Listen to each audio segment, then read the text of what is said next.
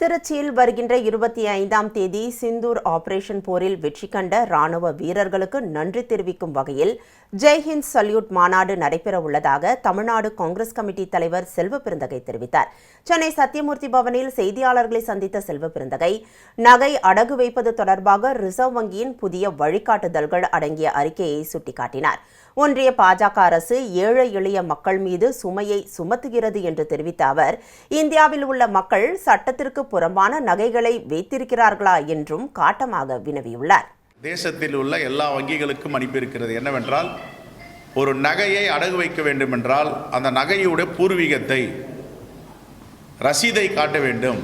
ஆதாரம் காட்டினால்தான் நாங்கள் நகையை வைத்துக் கொள்வோம் என்றால், இந்த ஏழை எளிய மக்கள் மீது, குறிப்பாக கிராமங்களில் உள்ள மக்கள் மீது எவ்வளவு பெரிய சுமையை ஒன்றிய அரசு சுமத்துகிறது என்று இதைவிட முன்னுதாரணம் எதுவும் எடுக்க முடியாது.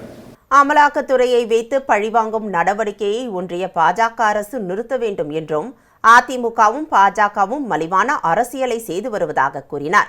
பாருங்க, பாஜக ஆளும் மாநிலங்களில் எந்தவித அமலாக்கத்துறையுடைய சோதனையோ ரைடே கிடையாது, சிபிஐ ரைடு கிடையாது, இன்கம் டாக்ஸ் ரைடு கிடையாது. ஏன் பாஜக ஆளாத மாநிலங்களில் மட்டும் குறிவைத்து தாக்குகிறார்கள் என்றால், அப்போ அரசியலமைப்பு சட்டம் எங்கே வேலை செய்யுது? யாருக்கான அரசியலமைப்பு சட்டம்? எல்லோருக்குமான நீதி, சமநீதி, சமதர்ம நீதி இங்கே இருக்கிறதா? இதெல்லாம் தான் கேள்வி.